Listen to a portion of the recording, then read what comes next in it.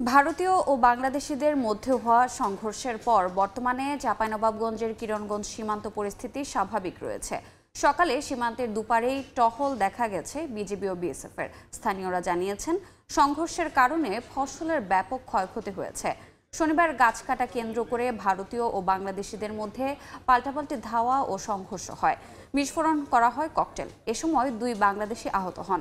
স্থানীয়রা জানান, শূন্য রেখা থেকে 150 গজ দূরে কাঁটাতারের বেড়া দেওয়ার কথা থাকলেও তা দেয়া হয়েছে 50 থেকে 100 গজ দূরে।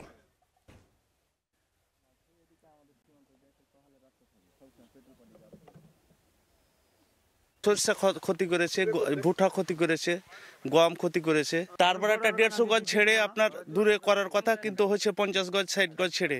এই তো এই কারণে গন্ডগোলটা হয়েছে। আগে যেটা তা ছিল ওটা তো ঠিক ছিল, এখন জোরপূর্ব এসে ধরেন কে মানে বাড়ির পঞ্জরে বাড়ি করছে এসে যেন জোরপূর্ব যেন গন্ডগোল হয়। কোন সময় তো বলবে যে আমরা 150 গজ ছেড়ে দিয়েছি, তখন তো বাংলাদেশ দখল করে নিবে।